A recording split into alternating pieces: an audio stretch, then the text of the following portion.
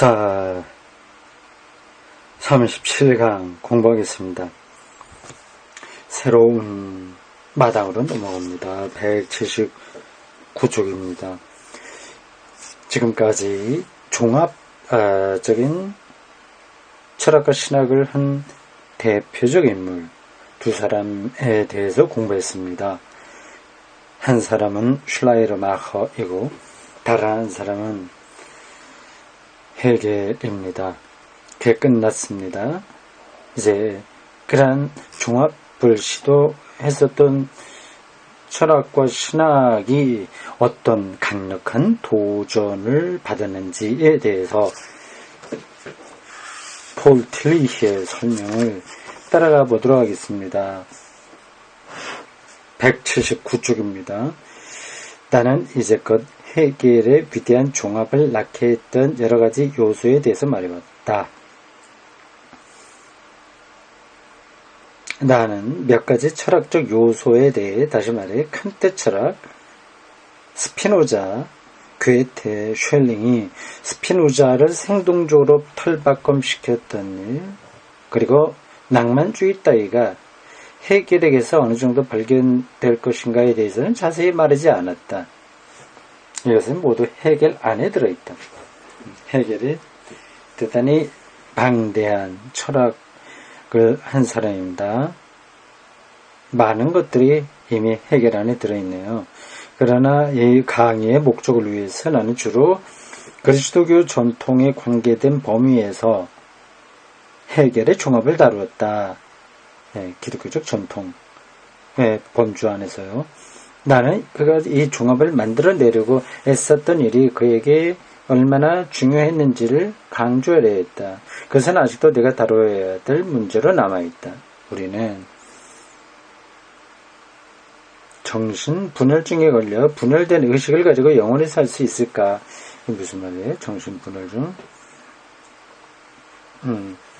한편으로는 그리스도교적 전통과 다른 한편으로는 현대 정신의 창조적 개념과 상징 사이에서 분열된 채로 살 수 있을까? 그렇죠. 이 세계는 앞으로 쭉쭉 나가는데 옛날식의 방식의 기독교 전통에 머물러 있게 되면 분열 정신 현상이 나타난다는 겁니다.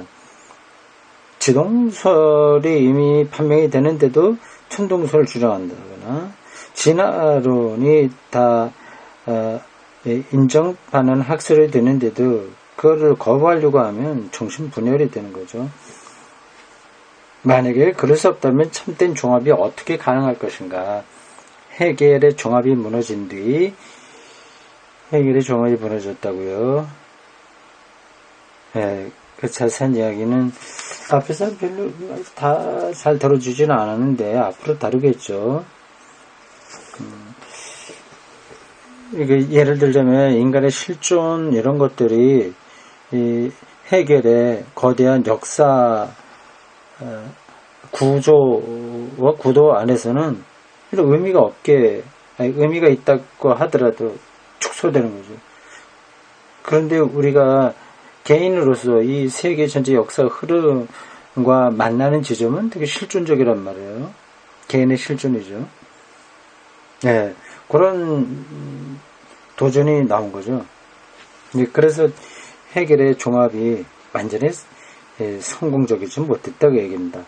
그것들은 거의 헤겔에게 의존하고 있었다. 새로운 시도이긴 한데 그러나 헤겔에게 의존해서 헤겔을 비판한다. 칼 마크스도 그렇다고 하네요. 그러나 그 어느 것도 헤겔 체계의 보편성과 보편성 모두에게 해당되는 차원, 그 보편성과 역사적인 영향력을 소유하지는 못했다.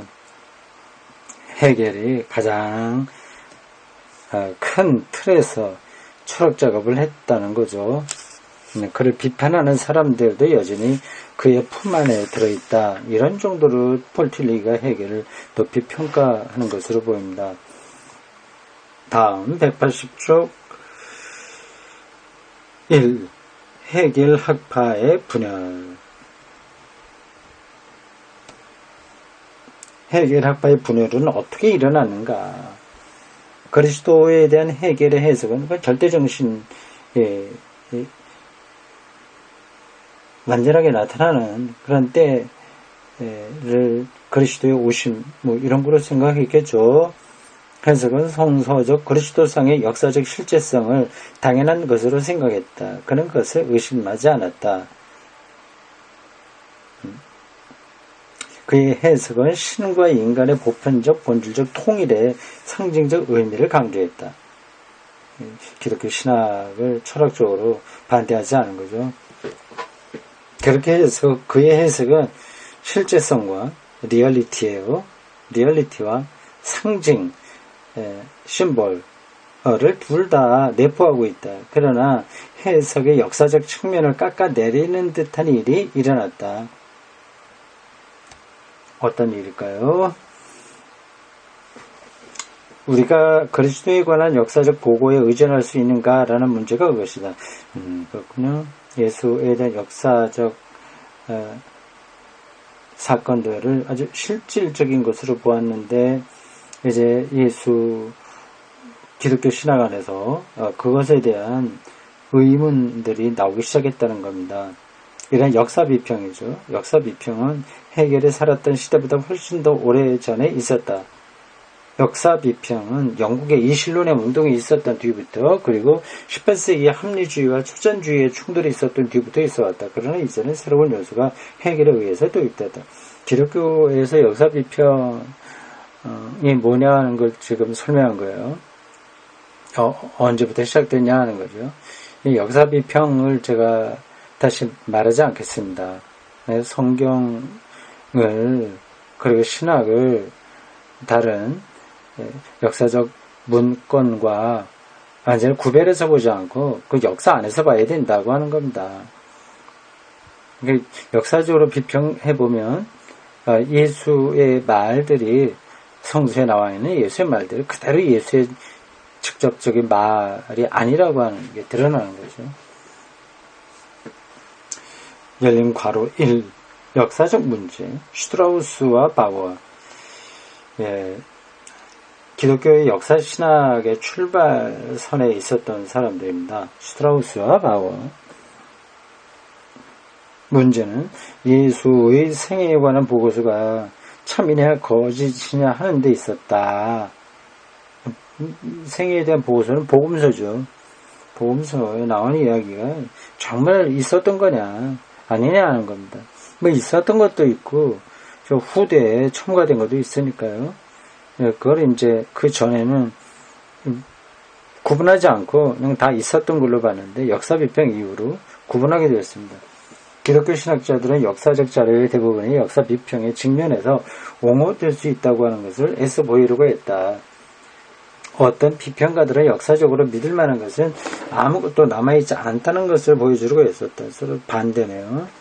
한쪽은 역사적으로도 실질적인 거다 하는 거고 또 뒷사람들은 아무것도 남는 게 없다 이렇게 보는 거죠. 또 다른 비평가들은 해결의 관점에 서서 가령 그 보고가 역사적으로 믿을 만한 것이 못 되는 것이라고 해도 그것이 종교적 가치를 잃은 것은 아니라고 주장했다. 저도 이런 입장에 좀 서요. 제자들의 고백이라서 그 예수의 역사에서 공생애 동안에 나타난 그대로는 아니라고 하더라도 그래도 그건 큰 의미가 있다. 이렇게 보는 거죠. 예수의 생애에 대한 성서적 기록에는 매우 불확실한 것들이 있다고 해도 그건 별 문제가 아니다. 그럼에도 불구하고 그 기록들은 상징적 가치를 가질 수 있기 때문이다. 상징적이다. 여기서 상징적이라고 하면 실제는 아니고 상징일 뿐이다. 이렇게 보면 좀 곤란해요. 상징은 그냥 실제가 아닌 그런 상징으로만 나는 게 아니라 아주 실제를 가리키는 거죠. 말하자면 손가락과 같은 거죠. 달을 가리키는 손가락과 같은 거죠. 이렇게 달을 손가락이 가리키고 있다면 이 손가락이 좀 큰 의미가 있는 거죠. 상징이라는 개념은 셜링과 해겔에게서 나왔다. 그리고 상징은 역사 문제의 권위를 손상시키려고 의도된 것은 아니었다. 다만 그것은 일상적인 경험적 언어와는 다른 종류의 언어일 뿐이다. 제가 지금 비유적으로 말은 달을 가리키는 손가락 이렇게 생각하시면 됩니다. 슈트라우스는 그가 이 수천 독일어 원서예요. Das Leben 예수의 삶 그 뜻입니다. 썼을 때 그 이전의 역사 비평에서 모든 결론을 이끌어냈다. 그것은 번개와 우레처럼 몰려와서 저 위대한 종합과 그 안에 안주하고 있었던 모든 사람들을 내리쳤다. 이 위대한 종합은 그걸 역사적 사실로 전제하고 나온 거라서 그렇지 않은 점들이 있다고 이렇게 역사 비평에서 얘기하자 그 종합이 무너지게 되는 거죠. 전제가 잘못되면 결과도 잘못된 거 아니냐 하는 말이 가능합니다. 슈트라우스는 복음서의 저자들이 전통적으로 생각해왔던 저자들은 아니라는 것을 보여주었다. 이런 것들은 뭐 이미 현재는 다 알고 있는 바입니다. 마태복음이라고 해서 꼭 마태가 쓴 건 아닙니다. 그리고 그는 그 이상으로 예수의 나심과 부활 이야기가 예수 안에 있는 본질적인 요소 문장이 다시요. 그는 그 이상으로 예수의 나심과 부활의 이야기가 예수 안에 있는 본질적인 요소는 신과 영원한 동일성을 가진다는 것을 나타내는 상징이라는 사실을 보여주려고 했었다. 문장이 좀 확 들어오진 않아요. 예수의 오심과 부활 이야기에는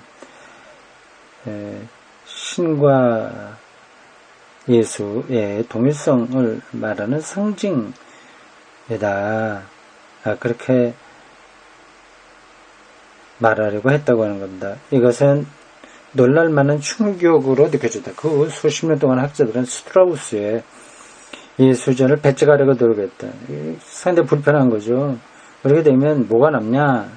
이런 말이 가능합니다. 물론 그 안에는 보다 발전한 연구 결과에 비추어 볼 때 부당하다고 판명된 점들이 많이 있었다. 그렇다고 슈트라우스가 교회 생활 안에 정면으로 일으켰던 이 문제는 결코 사라질 수 없었다. 그러니까 상징이지 실체는 아니다.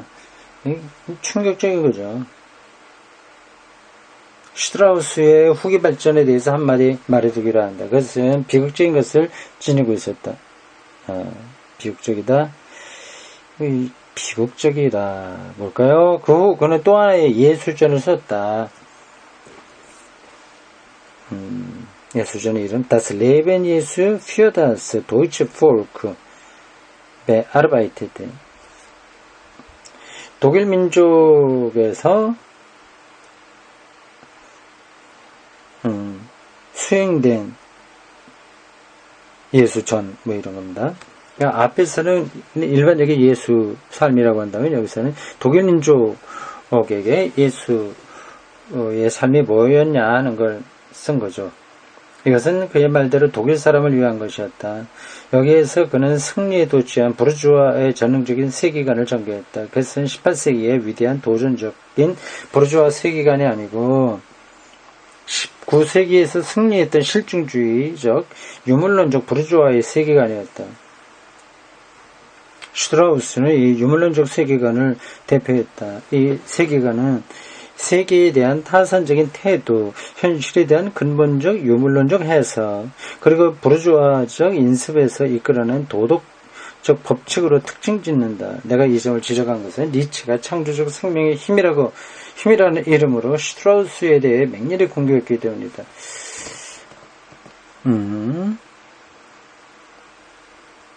창조적 생명의 힘이라고 하는 것은 니체가 추구하는 건데, 근데 슈트라우스를 비판했다고 하면 그렇지 않다는 얘기잖아요.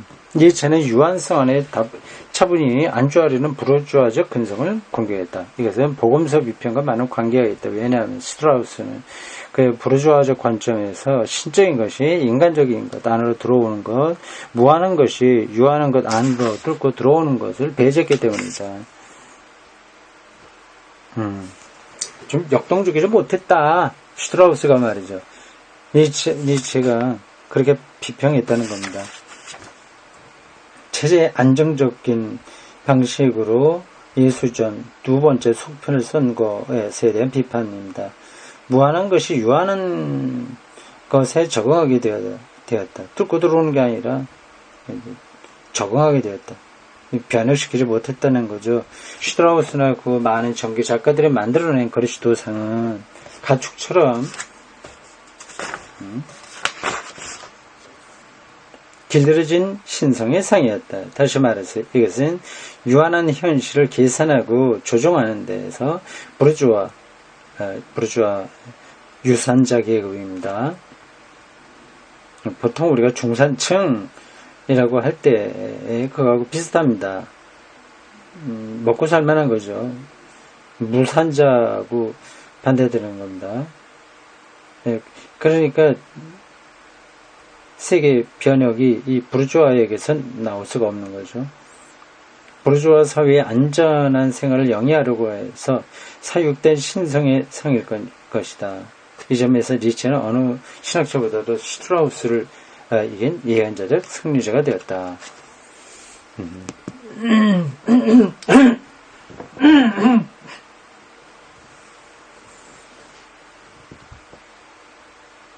그렇군요. 슈트라우스 이런 사람들 대해서는 역사적 예수를 말했다. 그런 정도로만 알고 있는데 이게 주변 상하고 어떻게 연관되는지를 지금 틸리가 설명하고 있습니다.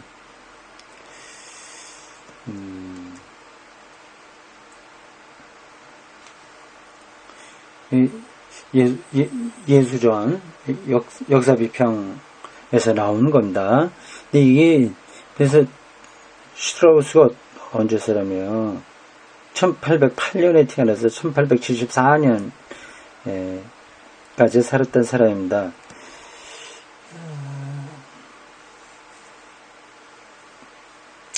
많이 살지 못했네요. 지금 제 나이 비슷합니다.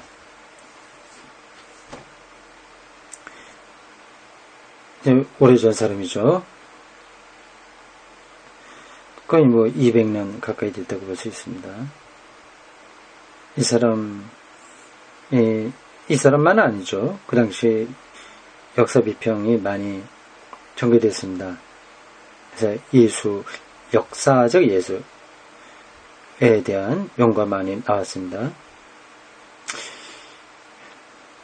근데 이런 연구가 미국에서 아주 뒤늦게 1960년, 70년대에 다시 일어났습니다. 예수 세미나라고 하는 이름으로 불리는 성서신학 운동입니다. 뒤늦게 된 거예요.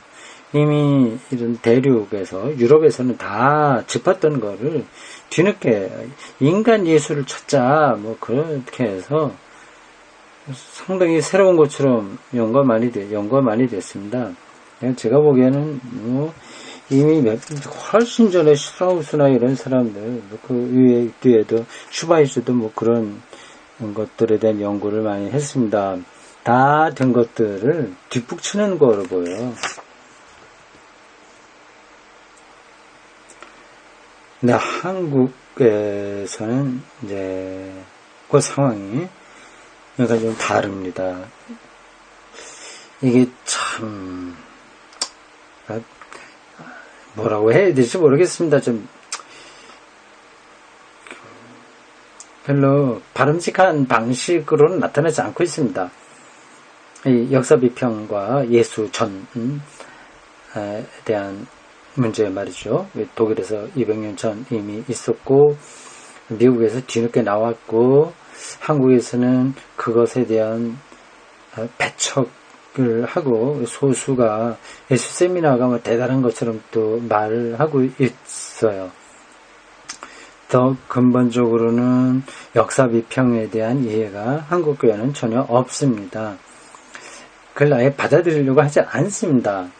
이게 얼마나 속도가 느냐 하는 것을 알 수 있습니다. 속도가 느는 것만이 아니라 퇴행적인 기독교 신앙으로 가게 되는 거죠. 성경을 역사 비평적으로 읽어야 된다고 하는 것이 오래전에 나타나서 이렇게 저렇게 쭉 나왔는데도 그걸 전혀 귀담아 들으려고 하지 않습니다. 여기에서 많은 문제들이 벌어지죠. 역사 비평을 하지 않는 이유는, 그리고 않게 됨으로써 벌어지는 결과는 뭐냐?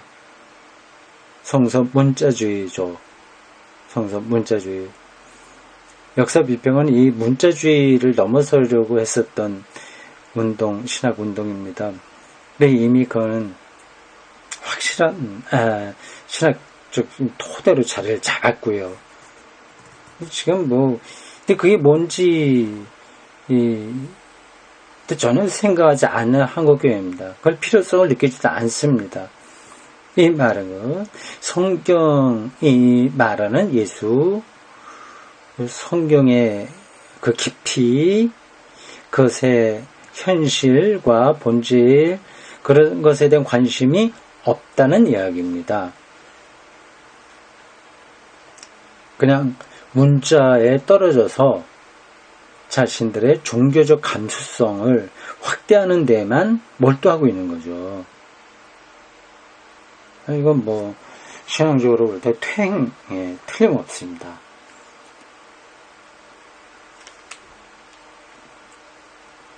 자, 그 다음, 그러나 이것으로 이야기가 끝난 것은 아니었다. 어떤 것으로요?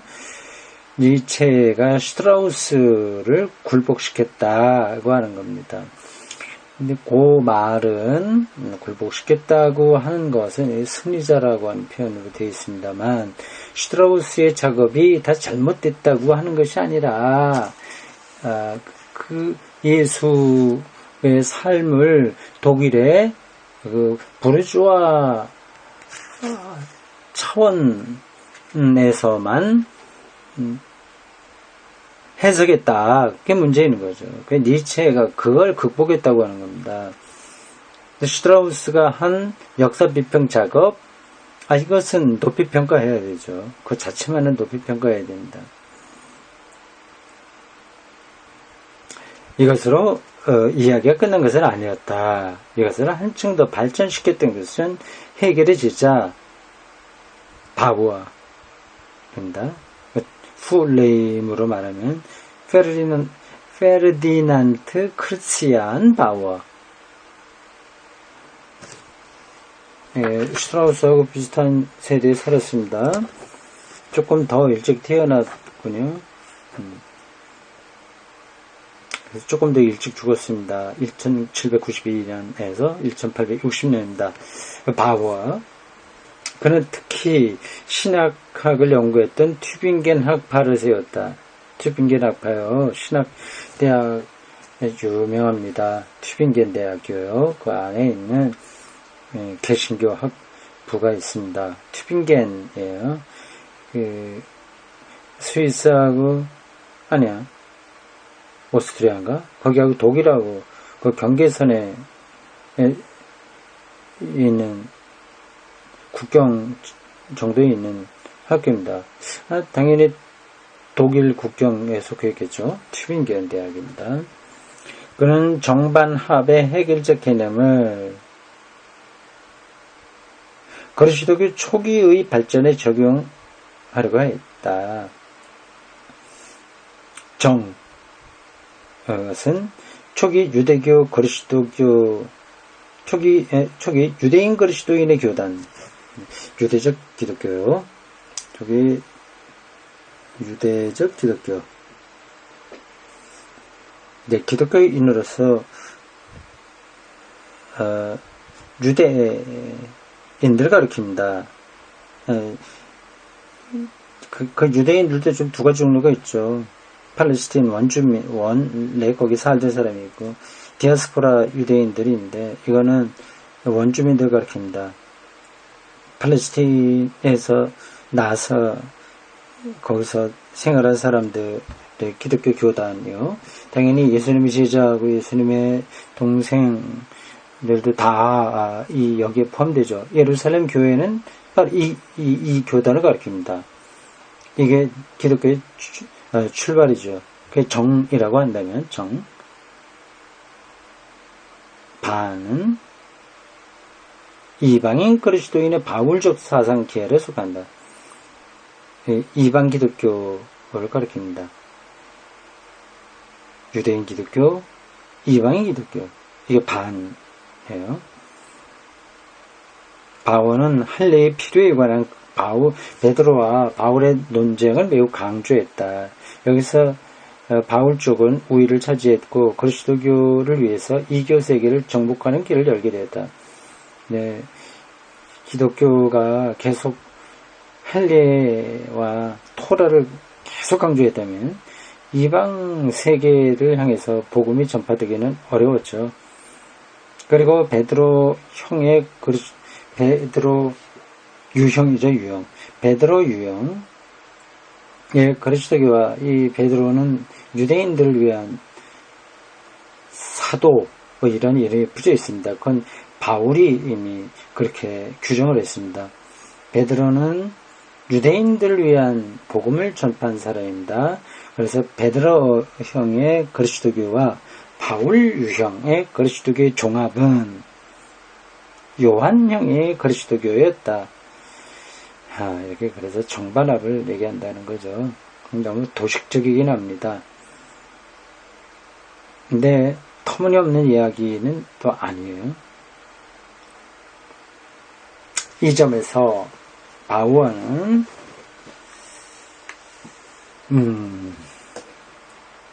독일 고전 철학의 정통에 강하게 서 있다. 독일 고전 철학이요. 뭐 헤겔을 따라가니까 헤겔의 제자니까 그렇게 되겠죠. 칸트, 피테, 셜링, 헤겔과 같은 철학자들도 모두 제4복음서를 매우 좋아하는 사람들이었다. 요한복음이요.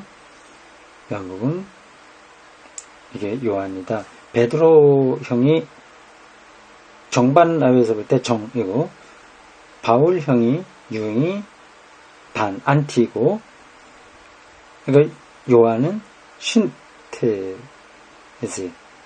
종합이라고 하네요. 그것은 복음서 안에 있는 영지주의적 용어, 특히 로고스라고 하는 말 때문이었다. 복음서 안에 있는 영지주의적 용어, 요한복음을 가리킨다. 여기 빛과 어두움, 그러한 대립적인 그 메타포들이 나오잖아요. 이런 것들이 영지주의적인 성격이 있는 겁니다. 선악 이원론적인 관점이 있죠. 영육 이원론적인 것들이 있습니다. 이게 영지주의적인 용어인데 특히 로고스라고 하는 말 때문이었다. 이거는 그러니까 영지주의적이 있긴 있으나 영지주의는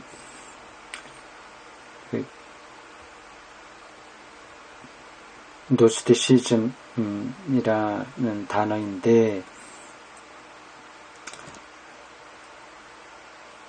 비밀스러운 지식을 가리킵니다. 영적인 지혜, 지식.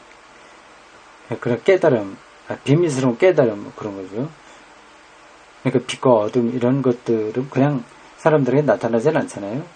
그 영지라고 하는 겁니다. 특히 거기서 로고스라고 하는 단어가 특별히 중요한 거죠.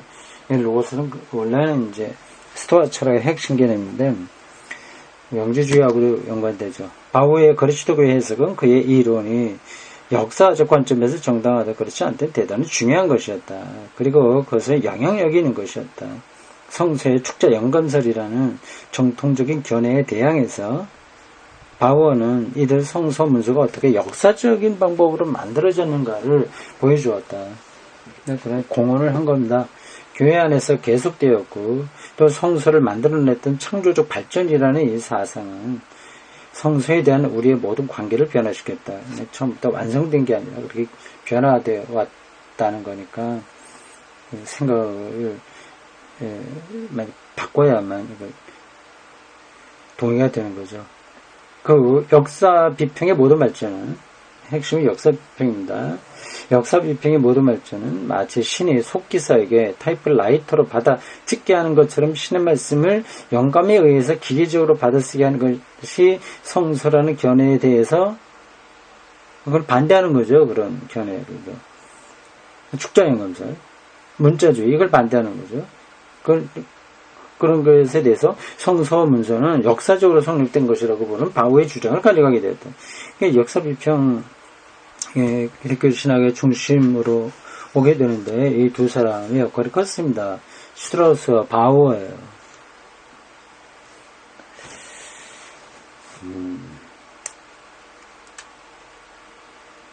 그 두 사람 이름 기억해도 좋고 그렇지 않아도 됩니다.